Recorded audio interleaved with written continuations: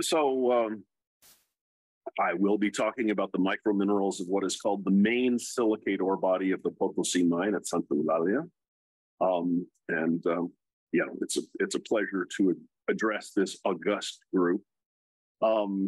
Just to let you know, if you weren't aware, I did a special issue of Mineralogical Record back in 2017 on the district, and I did not overlook the microbes, even though I collect micro minerals, but I'm not a micro melter.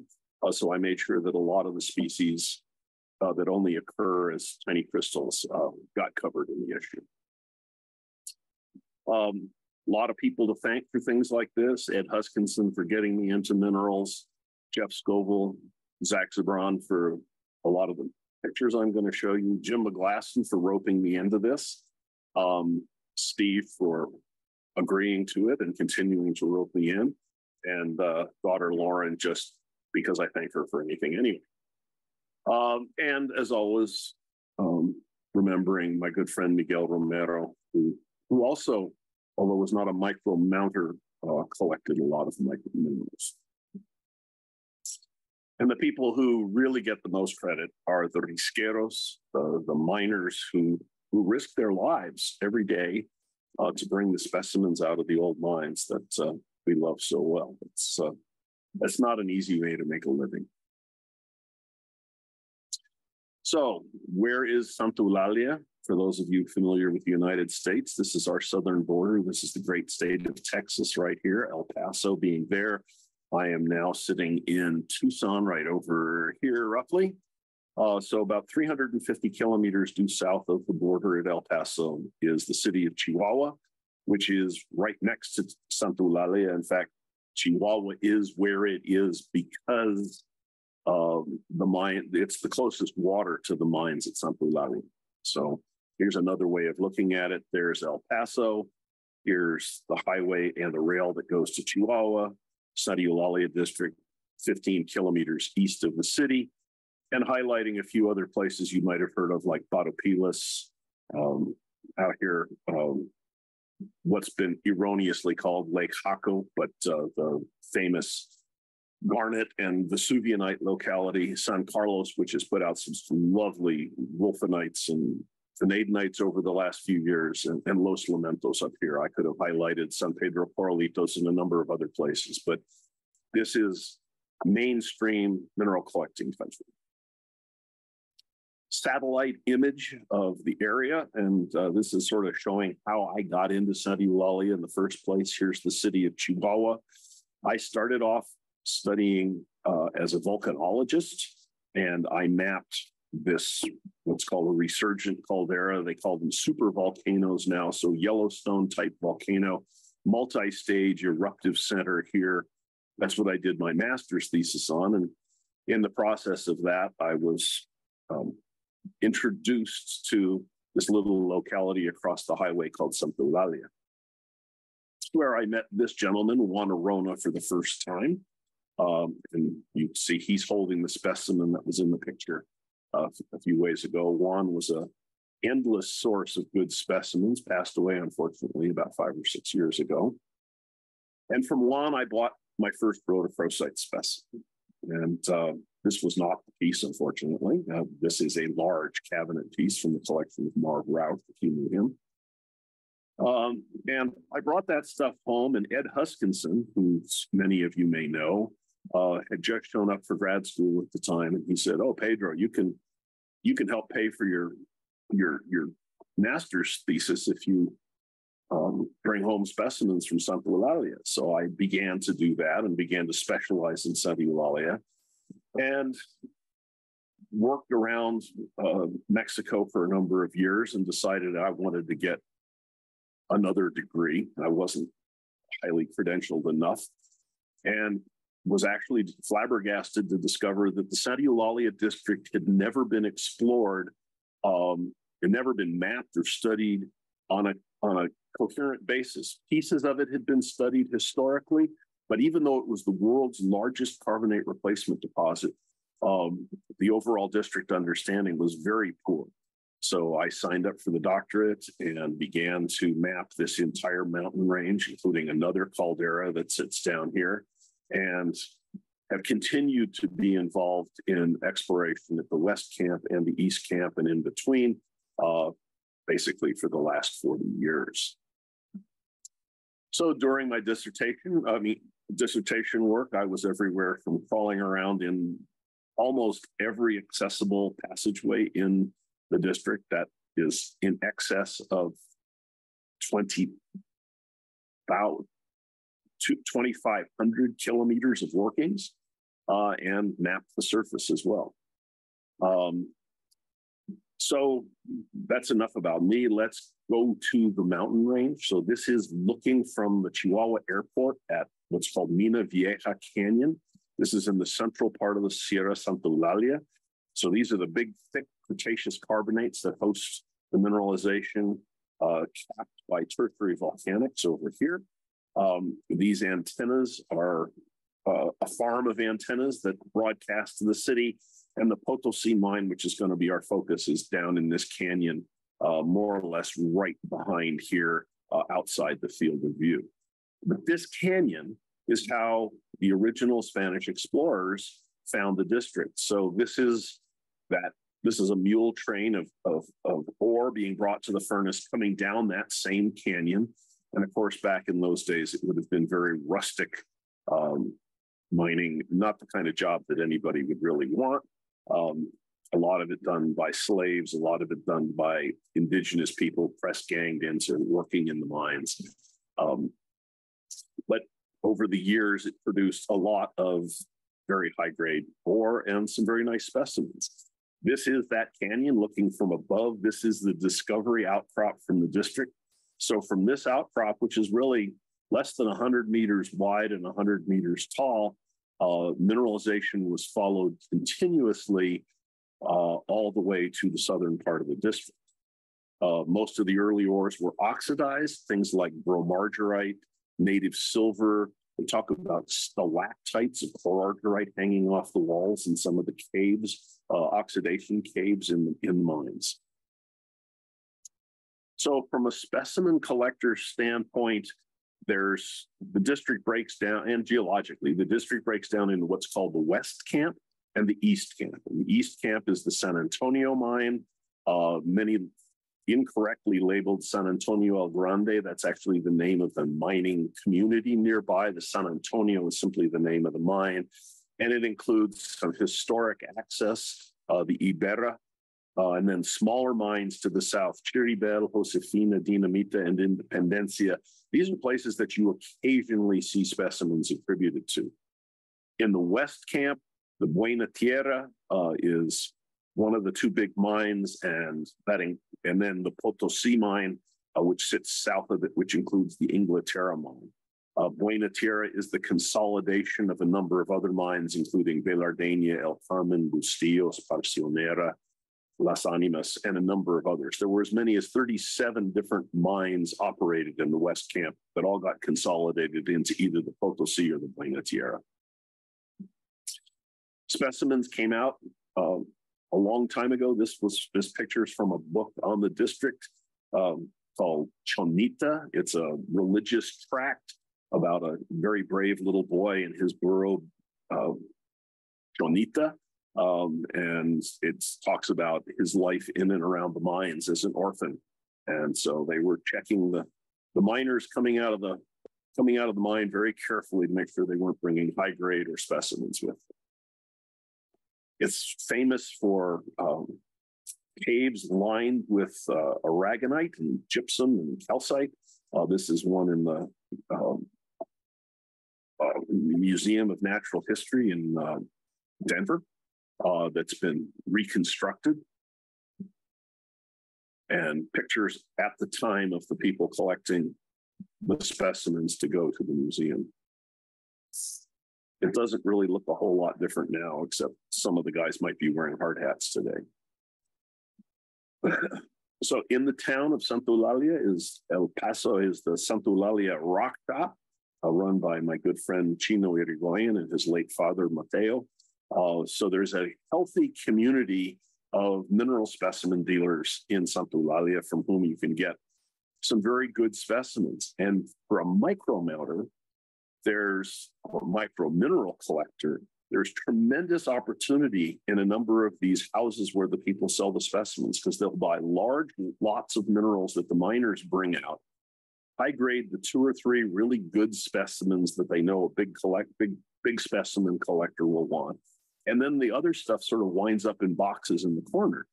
And if you catch them right, you can buy all those boxes in the corner for not very much money, and you wind up with unbelievable suites of microminerals. So you've heard me talk the term carbonate replacement deposit, or CRD. Make sure we're all talking the same vocabulary here. CRDs, as the name would suggest, are hosted in carbonate rocks, limestone or dolomite. These are high temperature deposits, so they're forming greater than 250 degrees C. They're epigenetic, so that just means they're younger than the host rocks. They're dominated by sulfides. They're related to intrusions. They are polymetallic, so they're mined typically for silver, lead, zinc, copper, and gold. Mineralization is dominated by replacement, which is a reaction between the ore fluids and the carbonate rocks. So it's a neutralization reaction, like dropping vinegar into baking soda, for example. So the fluids dissolve a little bit of limestone, and the sulfides are deposited essentially instantaneously in those nanovoids created. Mineralization is continuous from the source until the system runs out of gas.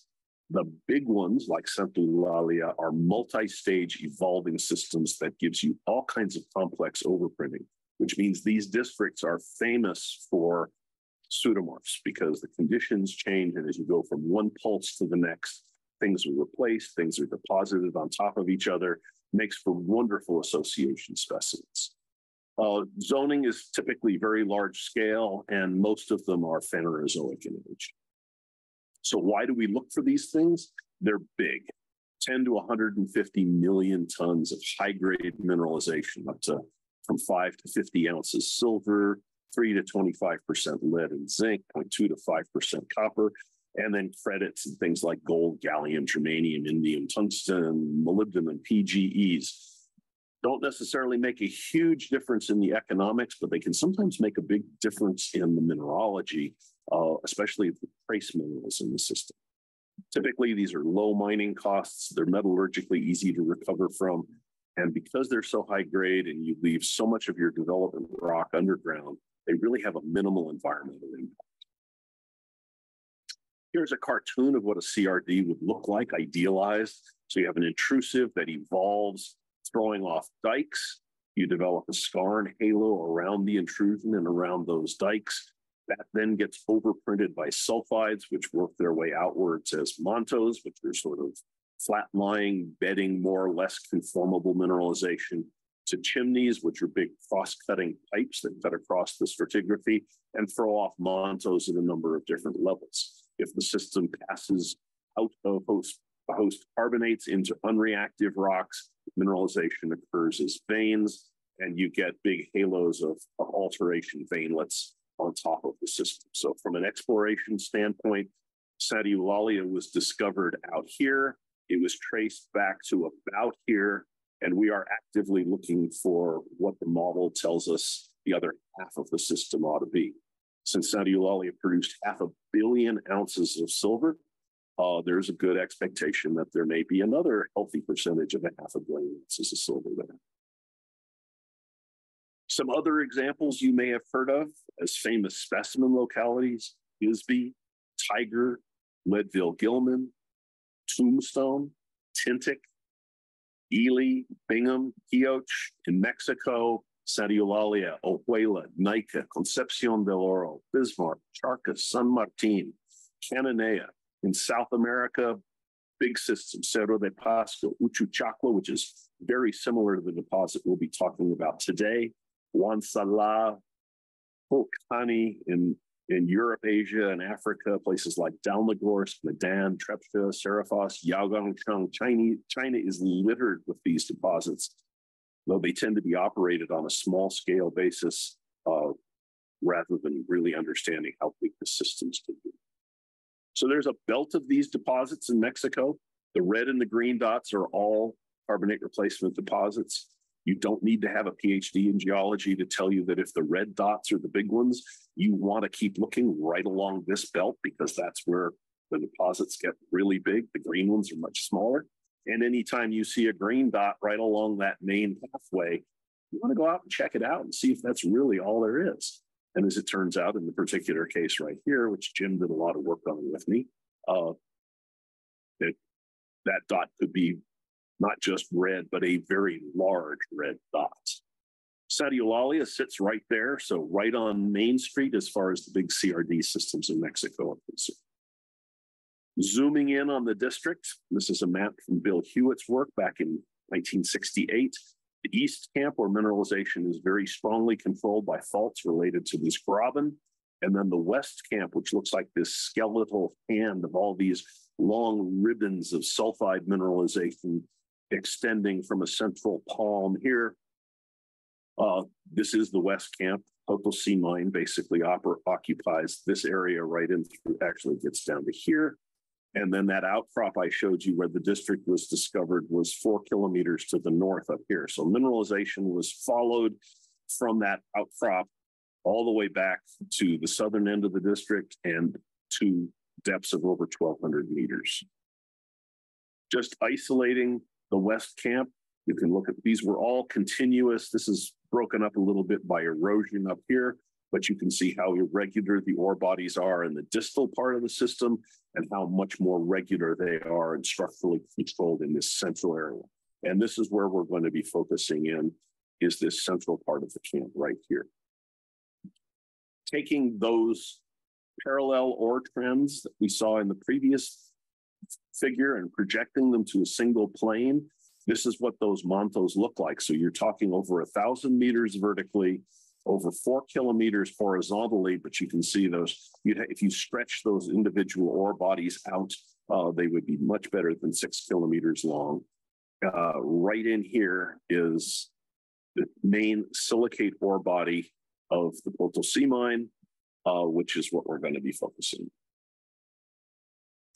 So let's get to Santa Eulalia. You drive down the highway, you see this beautiful massive statue or sculpture, whatever you want to call it. They call it the Gateway to Chihuahua.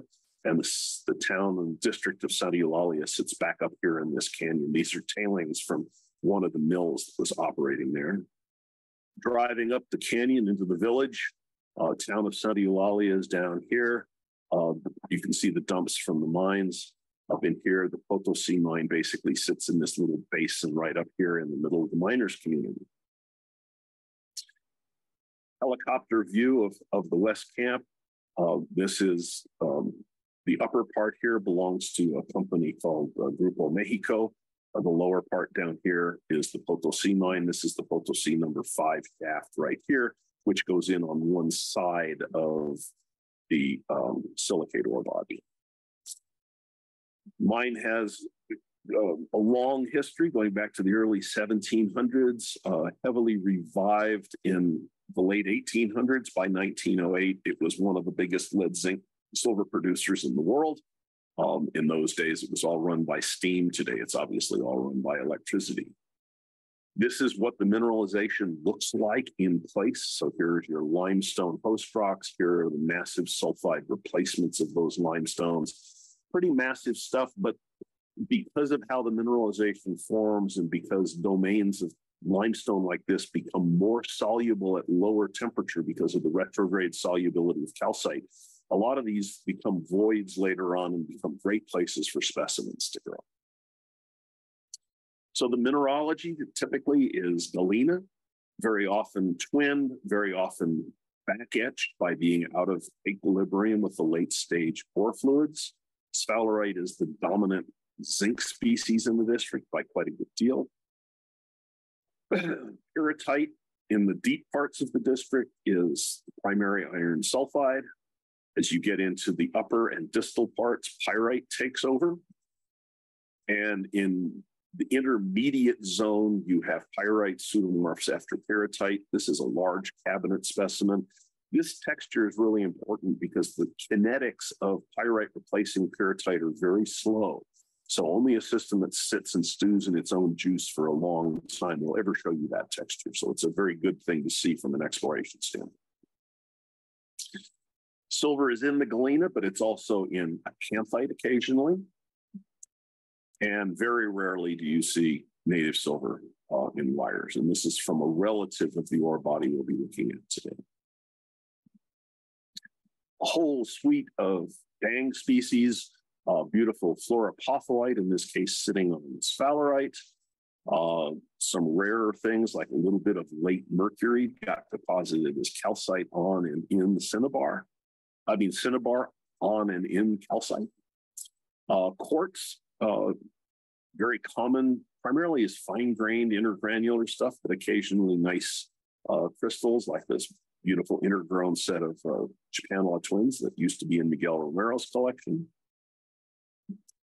And just an example of how the mineral will show you the multiple stages. So this is multi-stage quartz, big crystal grew here, and then a later event caused all of these hedgehog-like growths of parasitic crystals growing off of that central quartz.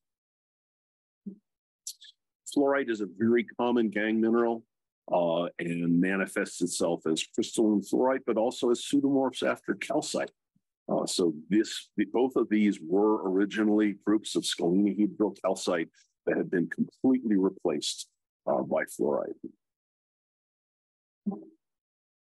And until they found the big cave of the crystals at Nica, the cave of the candles at Santa Eulalia was one of the bigger gypsum caves known in Mexico.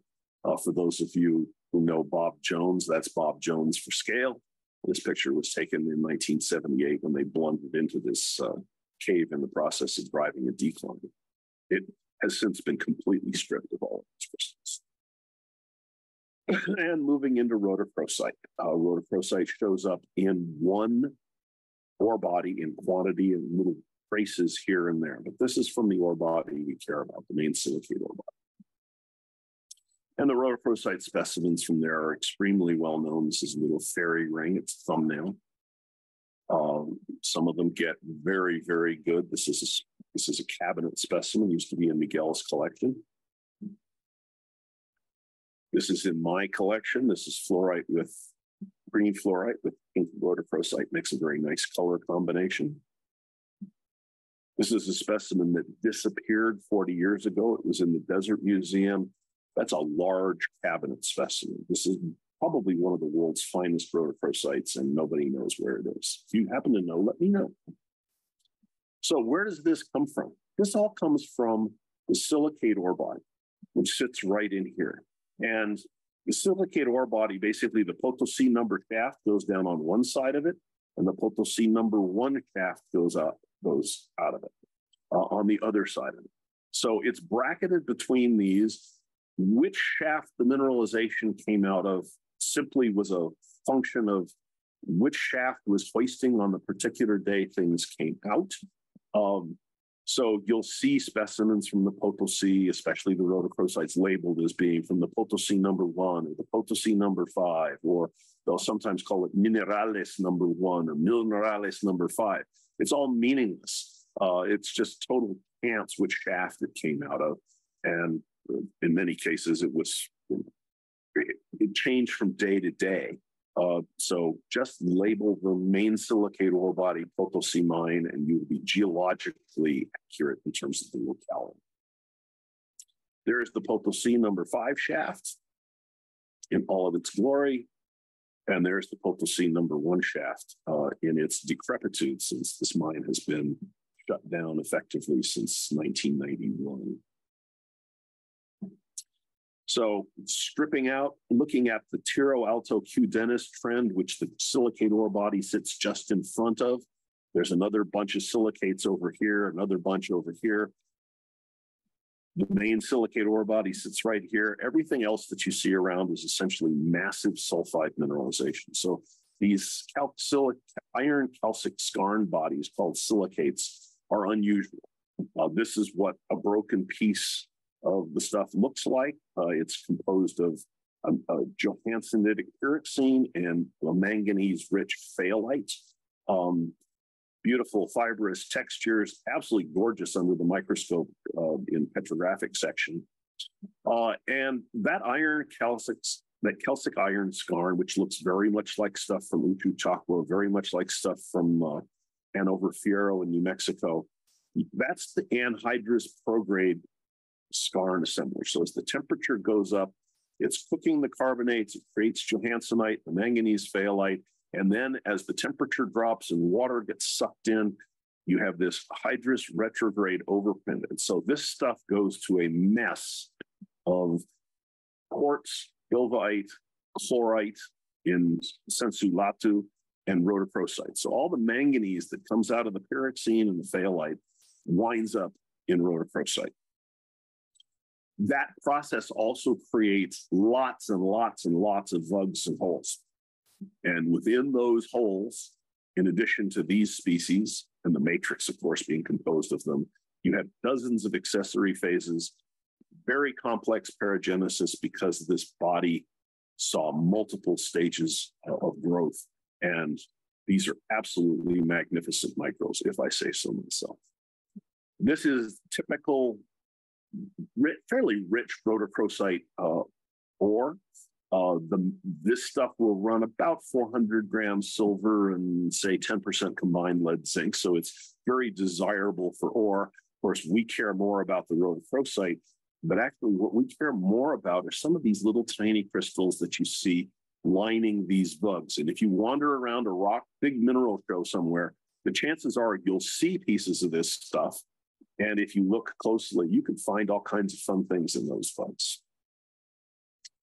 So when I was working there in the late 80s, there was a big find of creedite in the main silicate ore body, produced these beautiful lavender crystals. And I was given the opportunity to work with a couple of the miners, one of them specifically, Fausto. And we got the chance to spend about a week drilling and blasting and looking for creedite. Unfortunately, we were not successful. Fausto was a great guy with powder, and you can see how these ore bodies collapsed and were brecciated during the course of mineralization. And so we're looking for open voids within this massive calcite filling. This is where the pockets of the creedite had come from. So we had a good time looking for this stuff, and I got a chance to crawl around in a lot of the rest of the ore body while we were waiting for things like the blasting fumes to clear and stuff like that. So got quite the appreciation for what is in these vugs. So this is the way most collectors would look at this. They'd look at that 2 centimeter rhodochrosite crystal and go, wow, that's what I'm focused on. But as you zoom in, you start to see other things lining the walls of the pocket. And when you get really close, you start to go, what are those funny little shiny silvery black balls in the back of the pocket? And what else is in there? And many famous micromineral collectors and micromounters like Lee Perloff, who got this specimen from me back in 1982, been fascinated by this ore body. Dick Thompson, a lot of other people have spent a lot of time with Tony Camp, spent a lot of time looking at this stuff. And so now we're pretty well into the realm of microminerals. So these are the photos that Zach Gibran gets credit for. And this is typical kind of assemblage. This is kronstadite, that's your chlorite family species. The little silver balls turn out to be little knots of Jacobsite. And you can see paragenetically that the rhodochrosite came in and grew over both of those two earlier formed minerals. We see the same ore species that we see in the surrounding ore bodies, things like pyrite, but showing these weird little almost circular ring type growths. Sphalerite, a little less iron rich than we see in most of the ore body. And now you're starting to get a feel for some of the complex fluorites that accompany pretty much everything in these vugs, along with this jarosite that's in here. If you look really closely, you can find things like very nice little quartzite crystals. And very locally, the arsenic shows up as realgar, this nice, sharp, bright red crystals. Some of them fairly fine and associated with pyrrhotite, which is what all of these platy hexagonal things are in the background. And if you zoom way in and you look in some of the late gypsum that occurs filling some of these voids, you find things like these nice hexagonal plates of luzonite encased in transparent gypsum. Speaking of paragenesis, a nice sharp pyrrhotite here with preferential growth of the Jacobsite right on the crystal edges, making for a very handsome specimen, in my opinion. Iron oxides are not at all uncommon. Nice crystal of hematite, some nice iridescence to it. It's probably 3 millimeters across. Goethite, forming these nice needles, again, sprinkling of fluorite everywhere, and magnetite crystals, cube octahedral magnetite. Sometimes you can find those speared and impaled on goethite. Multiple stages are very nicely shown in a lot of the quartzes that you see in here. So here's a nice phantom that had manganese oxide deposited on it, some rhodochrosite growing on the side, and then a late stage of limpid quartz overgrew that, making for a really nice specimen. And where you get the goethite sprays encapsulated in the quartz, they're forming a phantom, and of course they're preserved because they're frozen in the quartz. So you don't have to worry about how fragile they are. But these things are absolutely lovely. Many of the rhodochrosites are frosted with a late stage of chlorite, forming these nice ribs of site, epitaxial. Canciterite or anchorite is very common, in this case on quartz, but nice, sharp, gemmy, golden brown. And occasionally you can find things like fluorapatite in little groups, sometimes in little transparent zone plates, but nice contrast against the hot pink rhodochrosite. And the fluorites. The fluorites just don't stop. They go from being very complex, this is probably a hexatetrahedron or something along those lines, to these pebbly looking things that probably started as cube octahedra that went partially back into solution and then regrew. So they look a lot like insect eyes. Same thing happening in this particular case with what were octahedral fluorites, and all these little cute little balls that you see all over the place are periopolite, which is another very common component of the hydrous phases in the system. Very often is these lovely little spheres. And the rhodochrosite forms on everything. In this particular case, here's some more of the Jacobsite. Instead of being on the rhodochrosite, in this case, the rhodochrosite is on top of the Jacobsite. Art Rowe used to refer to as gummy gooite for some reason. Sometimes the fluorites give you these weird distorted towers and elongate groups, and you can see a lot of them have multiple fluid inclusions in them as well.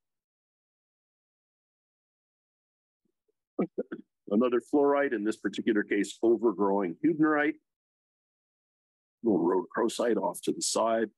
Hubnerites, not uncommon, especially these ones with the nice little red sort of highlights on the tips of the crystals. Sometimes fairly large groups, in this case with stalactites of the caryophyllite and the rhodochrosite flanking them. That's a very handsome group of hubnerite. Fuzzy terminations, nice red internal reflections. This is all stuff that you can find without really looking hard when you find this material for sale or in a big box in your backyard. Much rarer are things like pyrosmolite, It's off the back of the specimen that was in John Barlow's collection. Vivianite is also known, again, quite uncommon, not to be confused with the Vivianite that comes from the East Camp. And some rarer species, things like natenite, forming these nice orange or yellow octahedra on rhodochrosite. And as you've seen looking at these pictures for the last few minutes, the habits of rhodochrosite are totally different from one pocket to the next. So you have everything from nice dark rhombohedral to extremely elongate scalenohedral crystals, wheat sheath groups, pretty much everything in between. Helvite is commonly mistaken for the natenite, which is actually, in Tony Camp's work shows that the natenites are typically zoned, and so they definitely include natenite and gene bandiite, and commonly, or less commonly, I mean, they'll have whitmanite in them as well.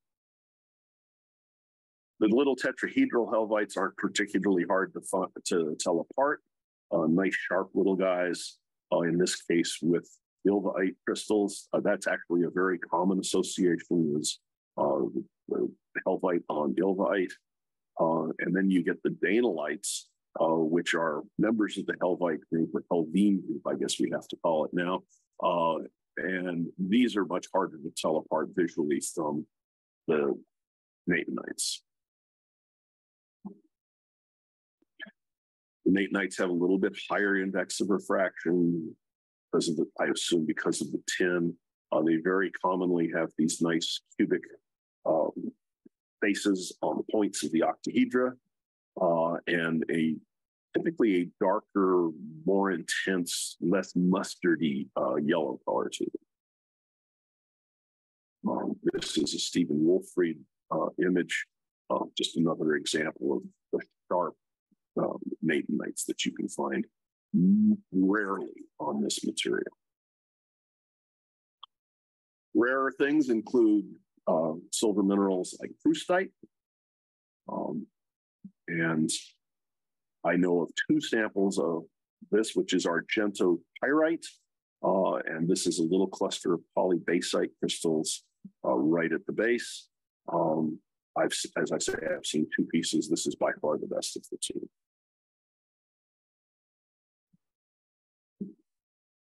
There's a lot of jarosite and budantite in the ore body, especially in the oxidized portions of the ore body, and parts of it are oxidized, parts of it aren't. Some of the jarosites get pretty well crystallized. A lot of them are argentojarosite. And if you look around very closely, there's a late uranium signature to these ore bodies. So you get tellurumite, autunite, splidowskite, uranophane, typically associated with late gypsum, but not always. And we still have some things that we haven't been able to identify, these nice little cubic unknowns. And just to show you that those of us in the world of academic geology don't necessarily stop with a microscope. This is a CT scan of a pyrrhotite, and we can actually see the fluid inclusions in the pyrrhotite, and we've been able to do fluid inclusion work on these, heat these crystals back up and do the same kind of fluid inclusion work you would do on a standard transparent mineral, but using CT scan on pyrrhotite. And we get comparable results, which means you can use the transparent minerals more easily or more confidently because you know they check with what you get from the sulfides. This is not easy technology to bring to bear. Thank Rich Kyle for this. So we've been a bit down the rabbit hole. There's a million of these holes out there available for you in the market. And if you keep your eyes open, you can find some really nice pieces. I thank you for your patience and attention.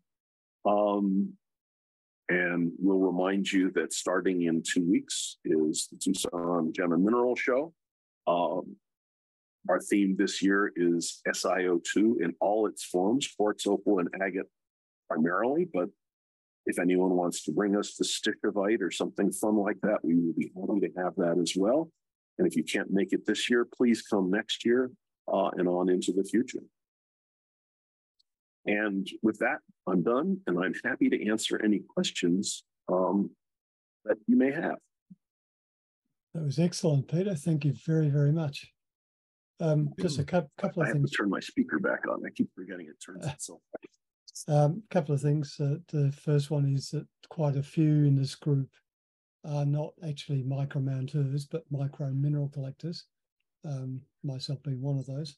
I have my fingers and thumbs are too big to do micromounting. I have the same problem. Yeah. Well, that's my excuse anyway. A question about the Cave of Candles. When that was found, was that similar to the other one in terms of temperature, like extra hot? Yeah, both the Cave of the Candles at Santa Eulalia and the Cave of the Swords, and especially the Cave of the Crystals, and there's actually several other caves around the Cave of the Crystals at Nika, have seen a fair amount of study. What we did, I did sulfur isotope work on the ones from Santa Eulalia, and they are derived from the ore fluids. They're not their primary product of the ore fluids at Santa Eulalia. They're not a oxidation effect or something like that, where oxidizing sulfide liberates sulfur. At Nika, even more work has been done because of those giant 14 meter crystals that just have everybody so excited. I call them the world's first true mineral celebrities, since people know about them worldwide. And those crystals also can be shown to be formed at high temperature, although not that high temperature. But they're very young. The crystals at Nika, the age dating on the Cave of the Swords comes in at just under 100,000 years. The Cave of the Crystals comes in at about 200,000 years. And the sulfur isotope work there shows that the sulfur is derived from thick beds of evaporites and hydrite at depth. And that Nika is sitting on top of some kind of a geothermal upwelling zone. And so the hot water comes up through the gypsum, or it's actually cooked to anhydrite, so it comes up through the anhydrite, dissolves it. And these waters are the water that comes out of the walls of the Nika mine is at about 55 degrees Celsius.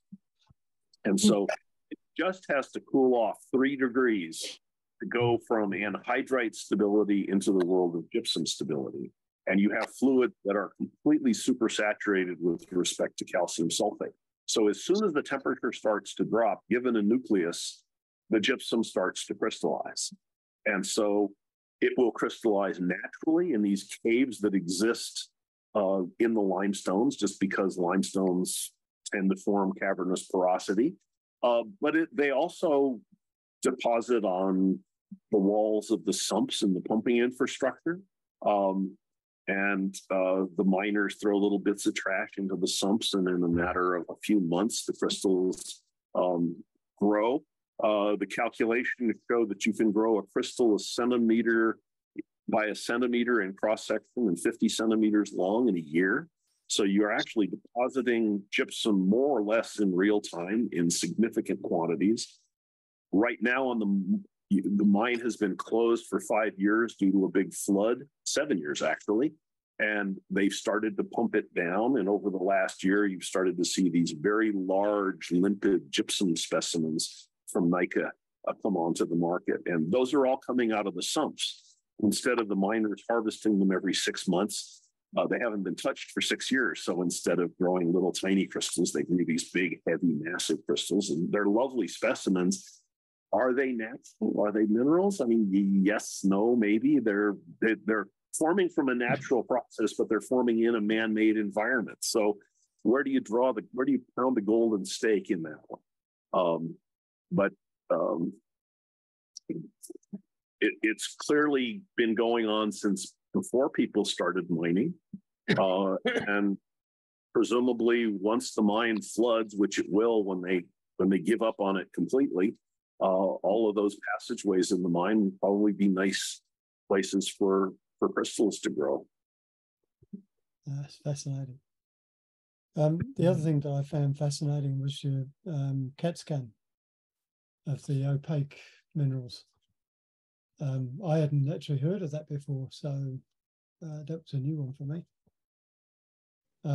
And finally, just for me, I've only got about 10 micros, I think, that are labelled as from this particular locality. I'm going to have to go and have a closer look at them and see what else I might be able to find, because I'm sure there's probably a few of those other species sort of hidden on them somewhere.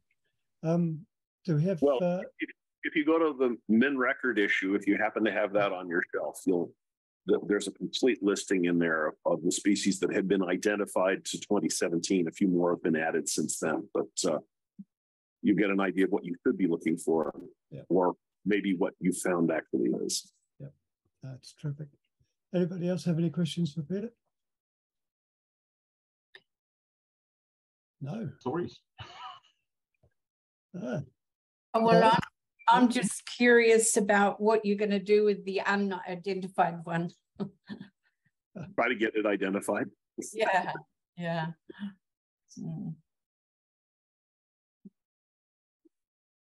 Nothing else? All right. Well, Peter, thank you very much again. That was a wonderful talk. I very much enjoyed it.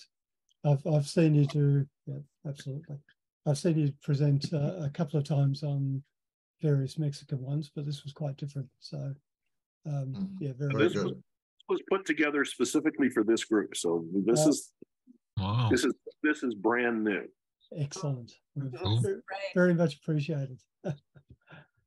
All right. On that note, then we'll finish up, and then in a month's time, Frank will be presenting for us. Peter, you're welcome to join at any particular time if you so wish. You don't have to be a presenter. We'll rely on Jim to keep me apprised of when we'll be, and look forward to seeing, I know at least some of you, especially Barb, for example, who's eagerly getting ready to exhibit at Tucson here in a few weeks. So hope to see more of you. And Julie and I. That's one dream too much for me, I think, is to get over there. One dream too much. Too old and not enough money left. Yeah, I think the last time I was there was 2015, and that was at your request also, Peter, to put a display case in. So that's good fun. We nearly got there once when Larry Hauser asked us to drive his RV down, but we declined that. So yeah, you should always go. That was from North Carolina. That was, so we declined the offer on that one. But the long drive. Yeah, he wanted to go down for the quartzite shell first, and then stay on for the other ones. But we said no, we can't. I couldn't get off work and look a dick, so we didn't do it. No, I know people who've driven from Vermont. You know, it's. Yeah. We would have had an investor. Well, I just solved the problem 30 years ago by taking a job in Tucson and never leaving. So it comes to me. Yeah, that's Peter, the dream. is the mine, that's the dream. Is the mine completely not being used, or is it the Potosi that's not? No, actually, the Potosi, the Potosi is the only mine in the district at the moment that's seeing any production at all. There's a very small scale operation mining about maybe 300 tons a week out of the main silicate ore body. So there have been a few finds of rhodochrosite over the last 2 or 3 years. And there's actually some of this material showing up here and there and in the wholesale dealer stock and stuff like that. Is the focus specimens, or are they still trying to get the focus is the high grade mineralization. So with the current price of silver, the 400 or 500 gram stuff is economic even on that scale. Although I think they're giving whatever they're getting for it to transport it to the nearest mill, which is about 75 kilometers away. So the trucking company that's doing the work is making money. Whether the mine's making any work is anybody's guess. So were they ever mining for the carbonates for the limestone or anything like that? There's always the silver and. The silver is the principal product for the district. There was a lead smelter right down the hill, literally 5 kilometers away. And there was a style of mineralization that you could think of as transitional towards alteration, but it occurs between the sulfides and the limestones, and it's an infusion of manganese oxides that three-dimensional penetrating dendrites and things like prustite and native silver crystallized on the fringes of those dendrites. Sometimes the stuff would run 500-600 grams silver. It was the best smelter flux going, since a lead smelter needs carbonate flux. And there's a whole series of what look like caverns, but they're really stopes where they mine 5 or 6 million tons of this stuff to tote down the hill to the smelter. But the value there was the silver and the flux, and the principal value of the ore was the lead, zinc, and silver. And in the Spanish era, silver was all they cared about. And there's all kinds of big blobs of slag in the drainages around the district and stuff like that. There's a fascinating article from 1867 by a guy named Governor Lew Wallace. He was a general in the U.S. In the Union Army during the Civil War. He became the territorial governor of New Mexico.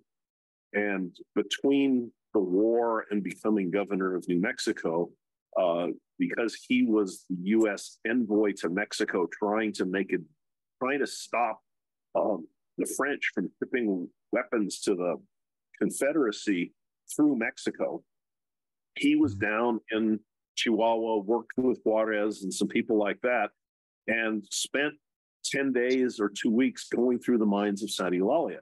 And he wrote it up in Harper's Monthly Magazine in 1867, October, I think it was. You can find copies of the entire article online. And it was actually the first thing he wrote of any substance. He went on about 20 years later to write a book called Ben-Hur, which was the best-selling fiction book of the 19th century, beating out only Harriet Beecher Stowe's Uncle Tom's Cabin for that particular record. But it's his description of being in the mines and being in the village and seeing what was the remnants of the Spanish mining effort before the district was revived 25 years later with the advent of what we would call sort of modern mining. It's a wonderful read. And it's that classic mid-19th century flowery kind of language that he uses. And he used it very well. Some people sort of went overboard, but he's actually a fun read. Cool. All right. If there's nothing else, we'll close up for the month and hope to see you all again in about 4 weeks' time. See you all next month. Oh, and Yeah, everyone take care. Well, Thank you. Take care. Take care. Frank Take care. has just joined us. Uh-oh. Missed by that much. Day late and $1 short. Yeah. All right. I'll see you later. Good night. Yeah. Bye.